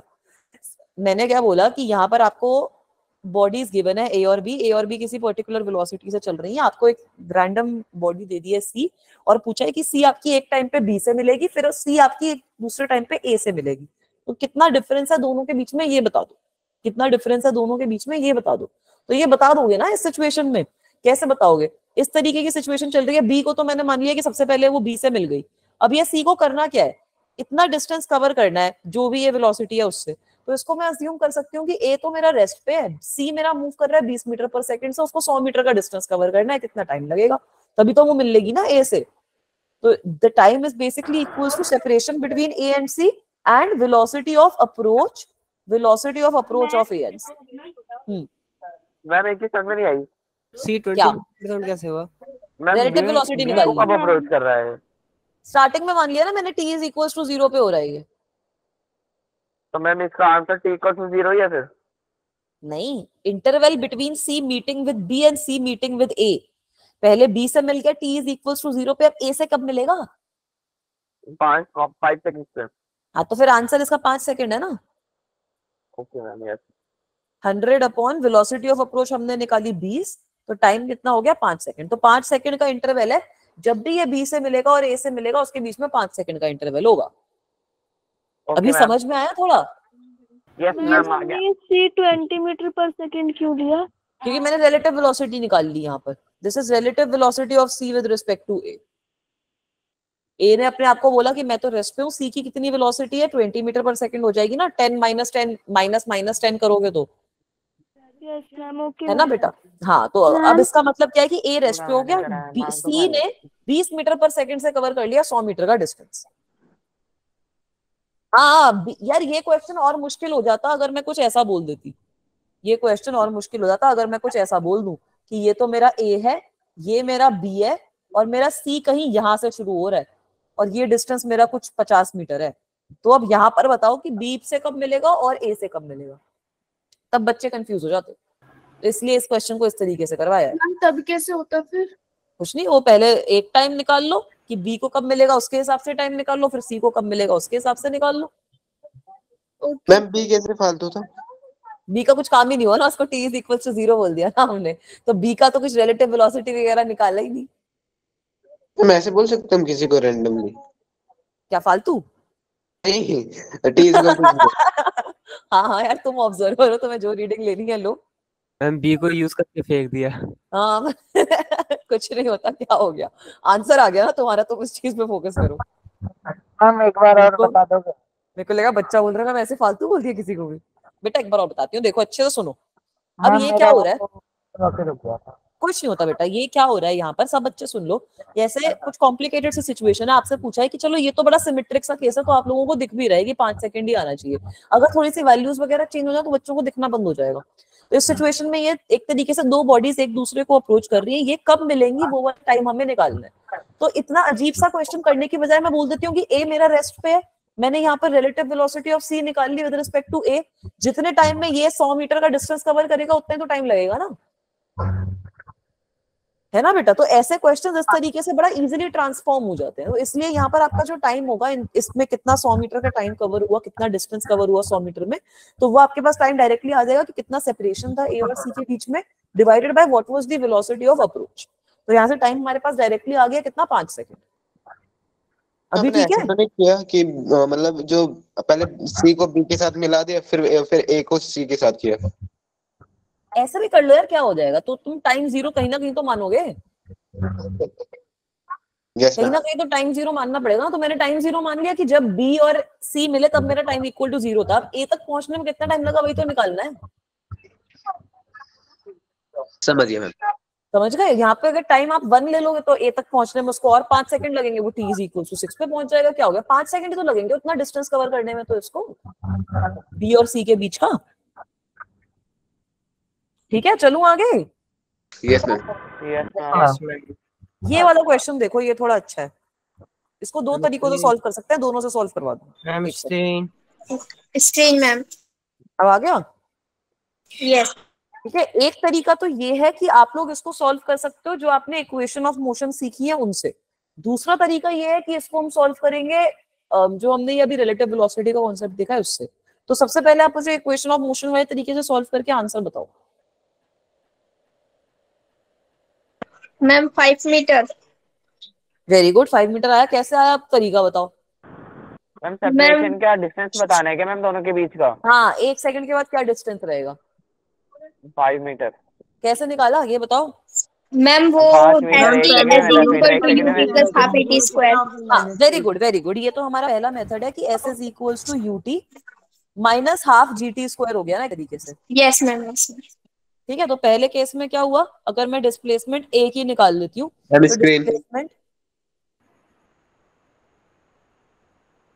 एक सेकंड बच्चा आ गई, तो डिस्प्लेसमेंट ए की कितनी आ जाएगी। अब इनिशियल वेलोसिटी आपको 5 गिवन है, तो 5 multiplied by t minus 10 by 2 मतलब 5t का स्क्वायर माइनस 5t का स्क्वायर। अब आपको कितने टाइम बाद पूछा है निकालने के लिए, 1 सेकंड बाद। तो यहाँ से आप निकाल दोगे कितना आ जाएगा, तो 5 माइनस 5 आ जाएगा, 0 ही आ जाएगा ये तो, है ना। तो इसका तो कुछ मतलब सेपरेशन कुछ रही नहीं इसमें, तो डिस्प्लेसमेंट कुछ कवर हुआ ही नहीं, तो इतने देर में वापसी आ गया एक तरीके से 1 सेकंड के अंदर। अब दूसरे वाले केस में अगर निकालूंगी मैं तो एस क्या बेटा, वो स्क्रीन में बच्चे ज्यादा हो जाते तो मेरी स्क्रीन ज्यादा अटकती है मुझे लग रहा है। हाँ देखो ये वाली अरे यार नहीं कर पा रहा यार कोई मेरी हेल्प। तुम बच्चे मेरे को नई नई टेक्निक बताते हो, मैं सब कर लेती हूँ, फिर भी ये नहीं होता। अब मैं सोच रही हूँ कि मैं ना टीम को कन्विंस करती हूँ कि ये जो मीटिंग है वो जूम पे करते हैं। अरे मैम ऐसा करो कि 4 बच्चे रखो और हाँ वेरी गुड। बाकी बच्चों का क्या कर रहे हैं फिर? अभी क्लास में ऐसे 40 प्लस बच्चे हैं, कौन कौन ऐसे कहाँ जा रहे हैं बताओ? जूम पे तो डाटा लीक होता है। अच्छा तो फिर तो यार गूगल मीट ही सही है, थोड़ा अटक जाएगा कुछ नहीं होता। बाकी मैं देखती हूँ अगर कुछ दिक्कत होती है तो सही करवा दूँ। मैम आप ले लो। हाँ हाँ बोलो। आईपैड मैम आप ले लो आईपैड 13 इंच ले तो रही हूँ क्लास। M2 अच्छा चिप। आईपैड ले लूँ? ये तो खर्चा करा रहा है मेरा अभी से। नहीं यार आईपैड से ना मैम, मेरे ये घर में है like बट आई खर्चे की बात मत वो करो। कंपैटिबल नहीं है। हाँ बनिया हूँ मैं, ऐसी बात नहीं है देखो। मैम मैं भी ऐसी की खर्चे की बात कर रहा हूँ। मैम अभिजय की तरफ से आपको आईपैड मिलेगा। हाँ अभिजय भिजवाएगा आईपैड, मुझे कोई दिक्कत नहीं। अभिजय बेटा मैं अभी एड्रेस भिजवाती हूँ तेरे को, रुक तू। हाँ तो बताओ अब यहाँ पर कितना आ जाएगा? 10 - अभिजय 5 भी साइलेंट। मैम सैमसंग मैं का ले silent लो, हो गया। वो सस्ता होता है और अच्छा भी होता है। अभिजय भी कभी कभी चुप हो जाता है, देखो ऐसी बात नहीं है। अभिजय को चुप कराने का तरीका अब समझ में आ गया। अभी जैसे पूछ के आईपैड कब जाएगा वो चुप हो जाएगा। ये आ गया 5 मीटर, ये तरीका सही है। इतनी बेसी बननी है। मैम कुछ लिखा ही नहीं। अबे यार अभी भी विजिबल नहीं है क्या? अच्छा अब लिख तो दिया मैंने। हाँ नहीं नहीं लगेगी, आप सब लोगों की लगेगी तुम्हारी बढ़िया जॉब, तुम सब डॉक्टर बन जाओ। फिर ऐसे मेरा कभी कभी ऐसे कुछ जरूरत हो ना मेरे को तो फ्री का इलाज कर देना, बस ऐसे खुश हो जाऊंगी मैं उसी में। डॉक्टर बन जाओ, इंजीनियर बन जाओ। मैम मेरी जो ताई जी है ना वो भी ये कहती है कि तू डॉक्टर बन जा, मेरा फ्री का इलाज करियो। नहीं नहीं ठीक है। अब ये वाला तरीका तो समझ में आ गया, इसमें तो कोई दिक्कत परेशानी है नहीं। मैम डॉक्टर बनने में ज्यादा टाइम लगता है एज कम्पेयर इंजीनियर तो यार सही बात है, इंजीनियर तो जो मतलब होते हैं 4 दिन भी लग जाएंगे। आप पूरे दिन ही क्लास चलवाएंगे बच्चे, मेरी चेतना बिल्कुल सही बोल रहे हो। इंजीनियर तो 4 साल में बन जाते हैं, डॉक्टर मुझे भी नहीं पता कि बहुत टाइम लग जाता है।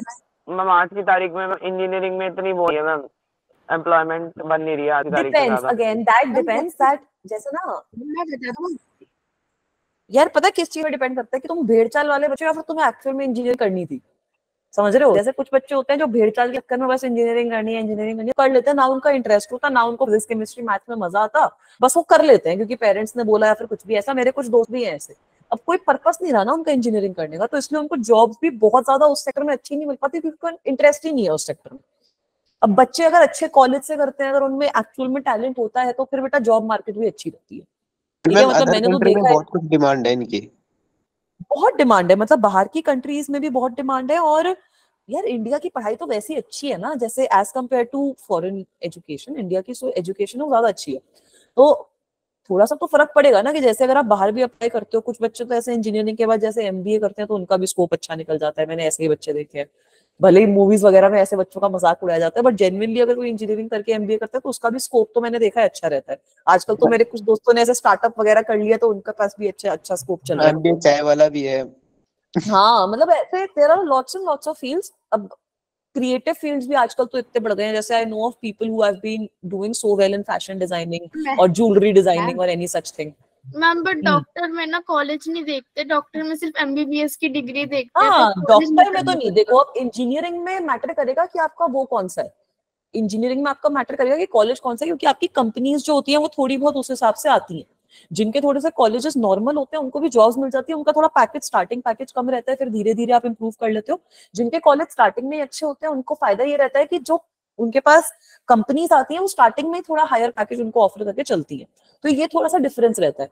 डॉक्टर में तो ये दिक्कत ही नहीं है ना, डॉक्टर में तो वो होता है आई थिंक आपकी इतनी सारी डिग्रीज हैं कि अगर एक आपको कहीं से भी मिली तो दूसरी आपकी प्रैक्टिस कहाँ है, आपका फील्ड कौन सा है, उसके हिसाब से आपको अच्छा ही मिलेगा जो भी मिलेगा धीरे धीरे। बट वो लंबा फील्ड है, डॉक्टरी वाला थोड़ा फील्ड लंबा है हमारा। Yes ma'am.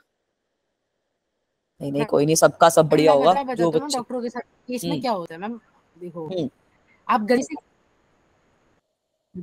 नहीं मैम, अगर आप गलती से डॉक्टर के पास जाओ और आपको जुकाम है सिर्फ, हेलो मैम, हाँ हाँ सुन रही हूँ मैं। एक ही बार में डॉक्टर आपको एक ही बार में 850 रुपए का चार्ज करेगा और आप आंखें बंद करके दे आओगे। सोच रहे हो बिजनेस का तरीका डॉक्टरों के पास कितना ज्यादा है, पैसा ही पैसा। राइट, छोटे से clinic say that Abhijay that happens after very long period of time. Like जैसे मैं भी डॉक्टर्स को अभी विजिट करती हूँ ना, तो most of those doctors are 50 के ऊपर। That is when they are earning so well. In the initial stages they did not. Ma'am but उन्होंने पीछे भी तो बहुत ज्यादा पढ़ाई वही करी है मैम, वही उनके मैं चीज हार्ड बोल वर्क रही को हूँ। कोई नहीं देखता, हाँ बस रिजल्ट देखते हैं। नहीं, अब जैसे मैंने अपना भी आई का ऑपरेशन करवाया था ना, तो अब मैं भी यही सब चीजें कैलकुलेट कर रही थी वहां पे जाकर कि अब मेरे आई के ऑपरेशन में took a lot of money, then you are going every time, you are giving some consultancy charges, that is also earning them a lot of money. So I was wondering that, you know, they are earning so much money, they are having so many patients, and this is basically not a very big surgery as well. 2-3 minute में मेरा surgery हो गया था. तो ऐसा तो मतलब कितना ही पैसा they are minting, but right, but then I realized that that doctor who did my operation, he is very old. He is like ऐसे 50-60 के plus. Like he did my operation eyes का when I was a छोटा बच्चा. जब मैं 6 महीने की थी तब भी उन्होंने मेरा आई का एक प्रोसीजर किया था. तब वो just start कर रहे थे अपनी practice. So it has been more than 25-26 years since he has been in this profession, and now he is earning so much. In case of engineers, I have seen that कहीं पे भी भाई कभी कभी लग जाते हैं और बहुत अच्छा पैकेज उनको स्टार्टिंग में मिल जाता है. डॉक्टर्स के केस में थोड़ा टाइम लंबा लगता है, but once you have that time, once you give that time, तो आपको बहुत अच्छा पैसा मैम मिलेगा. तो पैसा डॉक्टर सबको की मिल जाएगा. अगर डॉक्टर की एज बढ़ती है तो ज्यादा पैसे लगता है, और अगर इंजीनियर की एज बढ़ती है तो उसे जॉब से निकाल देते हैं अगर ज्यादा एज हो जाती है. टीचिंग में भी ऐसा ही है. टीचिंग भी डॉक्टर वाला प्रोफेशन ही है. टीचिंग में भी ऐसा ही होता है कि स्टार्टिंग में आप नॉर्मली रहते हो, बट धीरे धीरे as your experience grows, as your delivery improves, as your question levels improves, then also you will get, you know, your level starts improving. ठीक है, तो most of the fields are like this. अबे सारे field ऐसे ही है विजय. देख, simple सी बात ये समझो कि सारे के सारे फील्ड ऐसे ही हैं. ठीक है, सब फील्ड में तुम्हें स्टार्टिंग में हो सकता है जो भी हो, जैसे जैसे एक्सपीरियंस बढ़ेगा, जैसे जैसे एक्सपोजर बढ़ेगा, सब खुश रहो. मैम जिसमें चले जाओ मेहनत तो उसमें करनी है. जिसमें चले जाओ मेहनत करनी है. बस ये मेहनत से नहीं कतराना अभी भी कि भाई मेहनत करने का मन नहीं कर रहा. जितनी मेहनत करोगे उतना फल सबके पास आएगा. जैसे लिखा है ना ऐसे बड़े बड़े ग्रंथों में. ये क्वेश्चन है अब पूछने आ का जाओ मन नहीं था, क्वेश्चन पे. हाँ, पर आपने बोला कि जब आपकी फर्स्ट टाइम आई सर्जरी हुई थी आप 6 महीने की थी और 25 साल बाद, मतलब आप अभी 26 साल की हो. यस, ये रीजनिंग नहीं, अभिजय ने ऐसे 1 मार्क ले लिया, बोल रहा है रीजनिंग ये. नहीं, क्या करोगे मेरी एज जानकर. ऐसे गर्ल्स की एज वैसे भी नहीं पूछते ना, ऐसा है ना एक अनस्पोकन रूल. अब देख लो ये वाला तरीका, दूसरा तरीका इजी है. अच्छा, तनिष्का है गीतिका की आईडी से. ठीक है बेटा, वेरी गुड. यस. हाँ, अब ये वाला तरीका हम देखेंगे. यहाँ पर हम लोग यूज कर लेंगे जो हमने अभी सारे कॉन्सेप्ट पढ़े हैं वो, क्योंकि उनकी भी कुछ ना कुछ एप्लीकेशन तो होनी चाहिए. तो इसमें हम क्या करेंगे, let me find out the relative acceleration of both of these objects. तो relative acceleration कैसे आएगी? relative acceleration of b with respect to a कितनी हो जाएगी? acceleration of b minus acceleration of a. acceleration of b कितनी है? b पे भी -10 acceleration लग रही है और a पे भी -10 acceleration लग रही है. तो दोनों के बीच में relative acceleration तो कुछ है ही नहीं. दोनों सेम acceleration से तो ऊपर जा रहे हैं. अगर मैं इन दोनों की जो इनिशियल वेलोसिटी है वो निकाल लेती हूँ तो वो भी मेरे पास आ जाएगा. इनिशियल वेलोसिटी के बीच में कितना सेपरेशन है? Initial velocity of b minus initial velocity of a. So this will come out as what? 10 - 5. दोनों ऊपर की डायरेक्शन में प्रोजेक्ट करिए तो 5 मीटर पर सेकेंड. तो बेटा यहाँ पर अब मैं लगा सकती हूँ फर्स्ट वाली जो मेरी वो है, एक तरीके से इक्वेशन ऑफ मोशन लगा सकते हैं यहाँ पर हम. Yes ma'am. है ना? कौन सी लगाओगे? s is equals to ut plus half at square लगा लो ना. तो ये तो वाली टर्म जो है ये 0 हो जाएगी. तो आपके पास डायरेक्टली एक्सेलरेशन में ये -10 क्यों लिया? Acceleration due to gravity. दोनों पे ग्रेविटी तो लग रही है, ग्रेविटी की वजह से तो एक्सेलरेशन लग रही है ना बेटा, है ना? तो अब दोनों के बीच में यहाँ से कुछ डिस्टेंस आ जाएगा ना. कितना डिस्टेंस? 5. सेम ही आंसर तो सेम ही आएगा, बट ये थोड़ा ज्यादा बेटर तरीका है क्योंकि ये तो सिमेट्रिक तरीके हैं. अगर इसी क्वेश्चन को मुश्किल करें तो फिर मुश्किल होती है. तो यहाँ पर अगर आप आंसर निकालोगे तो this will come out to be 5 metres. ठीक है. अगर इसको मैं थोड़ा सा मुश्किल करने के लिए ऐसे बोल दूं कि बी को मैं नीचे किसी 1 मीटर पर सेकंड स्क्वायर की एक्सीलरेशन से घसीट रही हूँ या फिर कुछ भी कॉम्प्लिकेटेड और कर दूं, तो आप यहाँ पर अगर डायरेक्टली इनके बीच की रिलेटिव एक्सीलरेशन निकाली, रिलेटिव वेलोसिटी निकाली, बहुत सिंपली आपका डिस्प्लेसमेंट आ जाएगा. ज्यादा मेहनत करने की जरूरत नहीं पड़ेगी. क्या एक्सीलरेशन 0 है ना? ठीक है. तो इसका मतलब क्या है, मैं यहाँ से क्या लिखूंगी, that displacement between b and a must be equals to जो उनकी रिलेटिव वेलोसिटी आई है, relative velocity plus half relative acceleration t का स्क्वायर. ठीक है. इस तरीके से आप लिखोगे. आपकी आवाज ब्रेक हो रही है बच्चा. मैम इक्वेशन ऑफ मोशन तो लगाना ही पड़ा ना। हाँ, इक्वेशन ऑफ मोशन लगाना पड़ा, वो तो लगाना ही पड़ेगा, इक्वेशन ऑफ मोशन के बिना नहीं चल निकाल पाओगे आंसर। बट कभी कभी वो वाली जो चीज होती है ये थोड़ी करनी कॉम्प्लिकेटेड हो जाती है बच्चों के लिए, तो ये वाली चीज से और सिंपली आंसर आ जाएगा in some particular questions. So you should also know how to do this. We will see a lot of applications in अभी अगला क्वेश्चन भी इसका अच्छा है, और एप्लीकेशन हम इसकी तब देखेंगे जब उसकी बात करेंगे 2D की, 2 डायमेंशन में है इसकी मेजर एप्लीकेशन। अभी तो मैं 1 डायमेंशन में बेसिक्स करवा रही हूँ, देखो सिंपली। हाँ निकाल सकते हो, कोई दिक्कत नहीं है, जिस रिस्पेक्ट में निकालनी है निकाल लो, आंसर आपके पास तब भी सेम ही आएगा। हो सकता है एक नेगेटिव साइन आए क्योंकि आपका जो बेसिकली ए है वो बी से नीचे रहेगा, तो उसकी वजह से नेगेटिव साइन आएगा, बट आपको पता चल जाएगा कि डिस्टेंस उनके बीच में 5 मीटर है। ठीक है तनीषा, ये वाला क्वेश्चन देखना कैसे करेंगे। स्क्रीन शिफ्ट नहीं हुई है, आ गया, देखना ये वाला।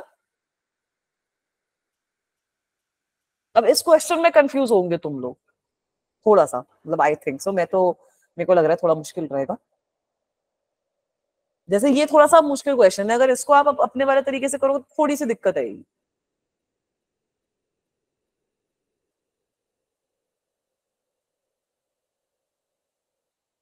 Consider an open lift as shown in the figure. बढ़िया, एक ओपन लिफ्ट गिवन है आपको, बच्चा बैठा हुआ है, बच्चा खड़ा हुआ है उस लिफ्ट के अंदर।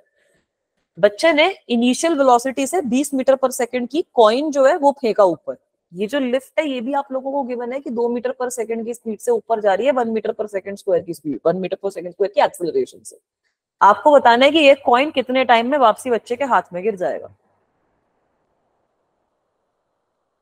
क्वेश्चन समझ में आया? Yes ma'am. कैसे करेंगे अब, ये थोड़ा सा लग रहा है मुश्किल। मैम ट्राई कर लेंगे। ट्राई करो, करो एक बार ट्राई, कैसे करने की कोशिश करो जैसे भी मन कर रहा है।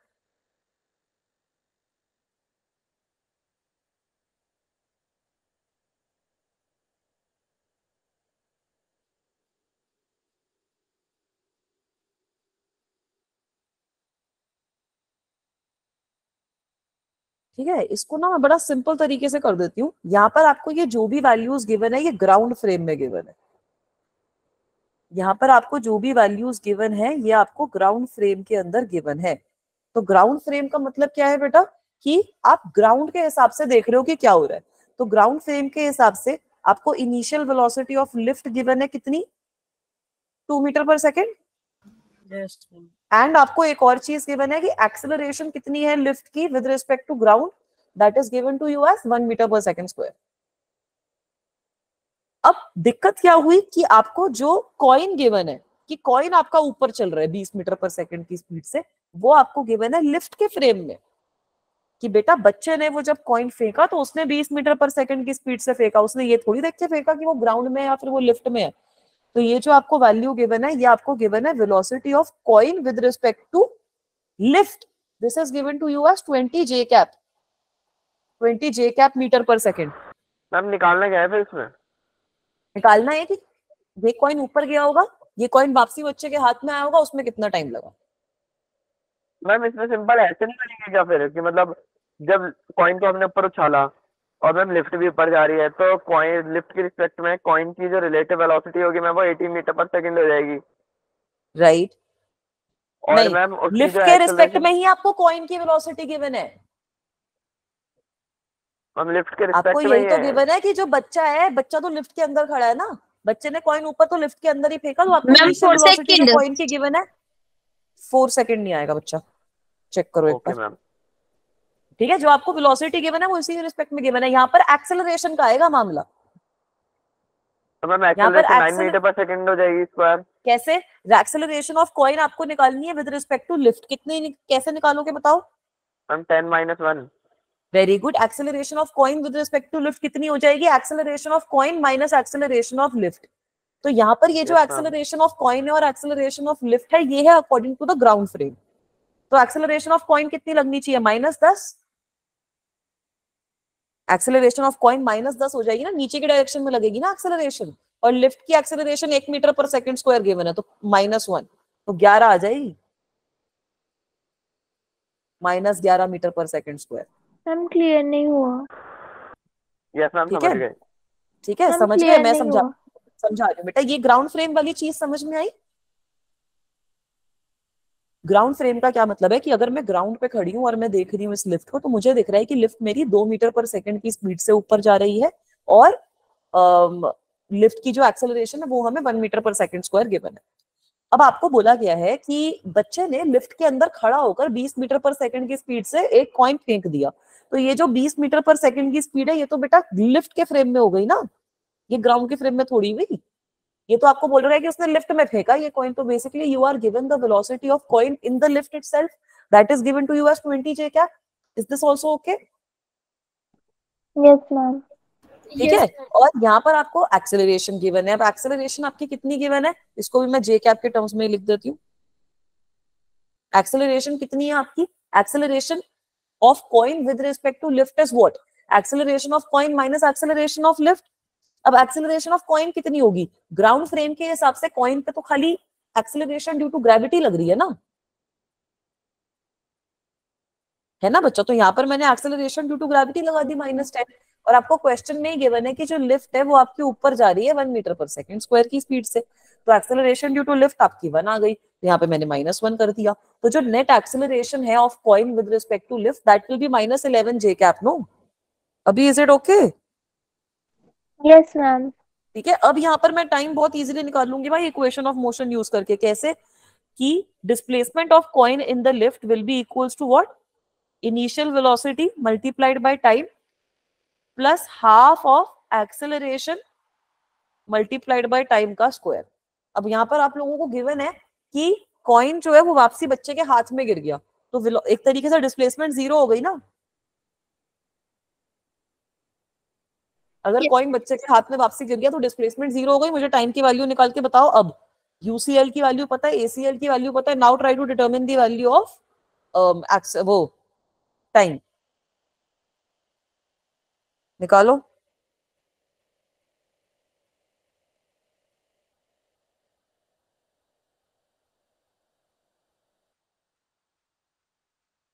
ठीक है। अब इस क्वेश्चन से थोड़ा दिखेगा बच्चों को कि हाँ रिलेटिव मोशन थोड़ा बहुत क्यों पढ़ रहे हैं मैम, थोड़ा सा एक्चुअल में इससे मुश्किल क्वेश्चन आ सकते हैं।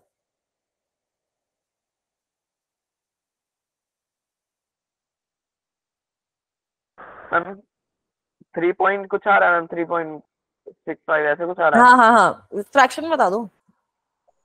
40/11 आ रहा है। वेरी गुड, 40/11 आएगा। बिल्कुल सही बोल रहे हो। कैसे आएगा अब ये भी निकाल लो। इक्वेशन बन जाएगी ना यार हमारी। 0 विल बी इक्वल्स टू, अब u की वैल्यू आपको 20 गिवन है, जे कैप हटा देंगे क्योंकि मैग्नीट्यूड लेना है, तो 20t। u कितना हो गया? 20t माइनस एक्सेलरेशन नेगेटिव आई है ना, -11 आई है, तो 20t माइनस 11/2 t स्क्वायर। ऐसे ही तो निकालोगे। तो यार ये तो सिंपल है यार। ये तो क्या आ जाएगा? 40t minus 11 t square must be equals to 0। मतलब अगर t कॉमन ले लो, 40 minus 11 t must be equal to 0। तो एक तो आपके पास t की वैल्यू 0 आ गई, वो तो हमारे लिए सिग्निफिकेंट नहीं है। दूसरी वैल्यू आ जाएगी 40/11 seconds. So this is the right answer. ये हमारा सही आंसर। Is this okay? थोड़ा समझ में आया ये क्वेश्चन? यस। ठीक है, अच्छा क्वेश्चन है। It is actually a very good question. Let us move forward. चलूं आगे? मैम एक चीज पूछनी थी मैम, जैसे कि मैम जब लिफ्ट जब कॉइन नीचे आना शुरू करेगा और मैम पर उस समय तो लिफ्ट ऊपर जा रही है ना, तो मैम उस चीज में जो मैम उसका एक्चुअल डिस्टेंस था जो उसने ऊपर से लेके नीचे से ऊपर में कवर करा है, वो तो रिड्यूस हो जाएगा ना मैम। तो जो एक्चुअल टाइम उसने ऊपर से नीचे आने में लिया वो तो उसके हिसाब से फिर कम होना चाहिए।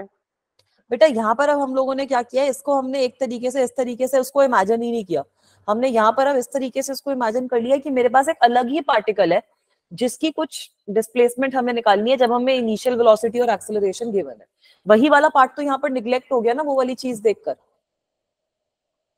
समझ रहे हो? वो हमने यहाँ पर अगर नेट एक्सेलरेशन निकाली तो डायरेक्टली हमारी इक्वेशन एप्लीकेबल हो गई। हो क्या रहा है कि हमारे पास एक पार्टिकल है जिसपे ये वाली एक्सेलरेशन लग रही है हमारी, और कुछ नहीं हो रहा है इस सिचुएशन में।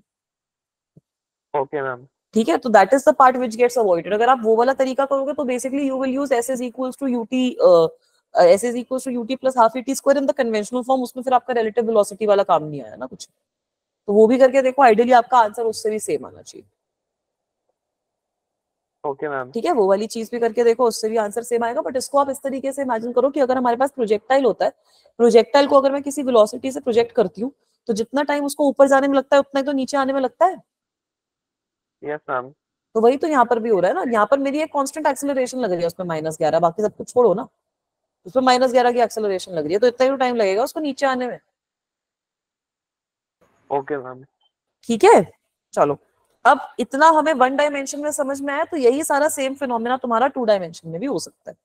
तो 2 डायमेंशन में कुछ समझने वाला नहीं है, खाली इसके क्वेश्चंस अपन लोगों को सॉल्व करने, डायग्राम समझ लो। अब 2 डायमेंशन में क्या होता है कि सपोज आपका ये एक्स एक्सिस है, या आपका कुछ वाई एक्सिस है, यहाँ पर मेरे पास 2 पोजीशन है, तो दोनों की पोजीशन वेक्टर मैं बना सकती हूँ। If this is my position, let me say it is x1 y1 z1, then I can draw this as the position vector. This will be r1, and let me say that this is equals to point b. b is x2 y2 z2. तो यहाँ पर भी मैं बना सकती हूँ बढ़िया है इस तरीके से, ये मेरा पोजीशन वेक्टर हो गया है ना। पोजीशन आपको 3D स्पेस में कुछ भी अगर पोजीशन गिवन है तो उसका पोजीशन वेक्टर आप बना सकते हो, वो जो कोऑर्डिनेट है उसके रिस्पेक्ट में ओरिजिन से कौन सा वेक्टर बन रहा है वो हमारा पोजीशन वेक्टर होता है। आप लोगों ने ये भी पढ़ा होगा कि अगर इसी के बीच में मैं इस तरीके का वेक्टर बना दूं तो वो मेरा डिस्प्लेसमेंट वेक्टर रिप्रेजेंट करता है। यही वेक्टर तो हमारा डिस्प्लेसमेंट वेक्टर रिप्रेजेंट करता है ना। So this is nothing but a vector from A to B, right? Yes, ma'am. Right, so this is what, this is the position of A with respect to B. This vector which I have made here, this vector which I have made here is the position of A with respect to B. ये चीज आप यहाँ से देख भी सकते हो कि कैसे वैलिड है। अगर यहाँ पर ट्राइंगल लॉ लगाऊंगी तो मेरे पास क्या आ जाएगा, लेट मी राइट R1 और R2 की जगह RA और RB लिख देती हूँ। मैम स्क्रीन कर रही हूँ बेटा रिफ्रेश।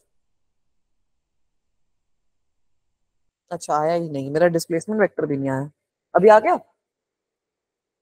ठीक है, अगर इस ट्राइंगल पे मैं वो लगाऊं, आपका triangle law of vector addition लगाऊं, तो मैं क्या लिख सकती हूँ, RA प्लस RAB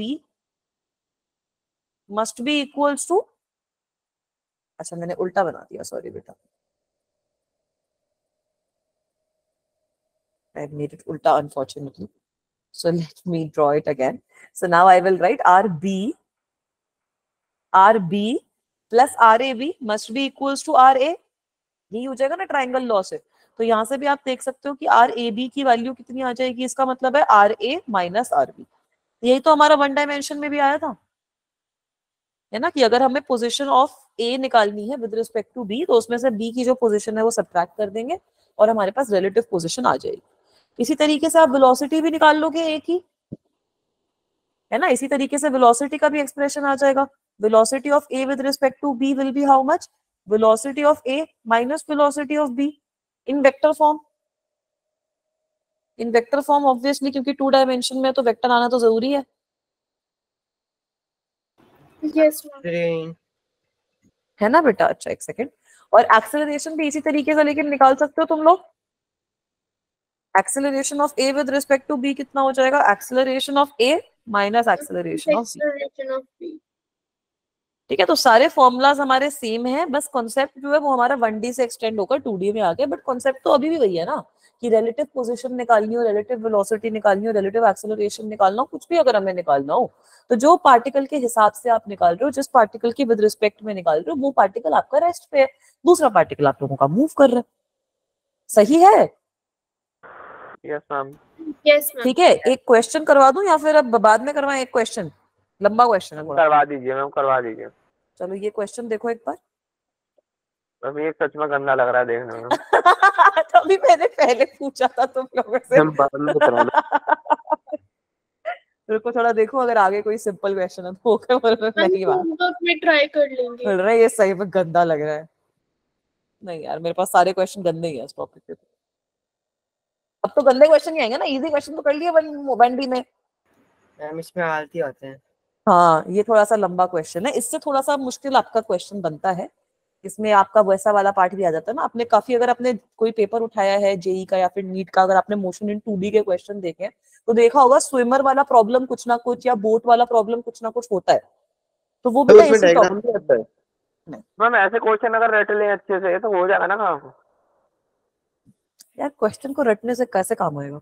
मैं वैल्यू चेंज करूंगी तुम तो खराब हो जाएगा मामला। सेम टाइप के क्वेश्चन की बहुत ज्यादा प्रैक्टिस करें, उन्हीं हाँ, टाइप के क्वेश्चन का देखो दोनों में concept दोनों अच्छे से समझ लें। स्टेटमेंट्स में कितना डिफरेंस है ना बेटा। एक आपने स्टेटमेंट बोली कि सेम टाइप के क्वेश्चन की प्रैक्टिस करनी, तो प्रैक्टिस करनी तो बहुत बढ़िया है। एक हो गया रटना, अगर क्वेश्चन को रिमेंबर किया तो कोई फायदा नहीं है।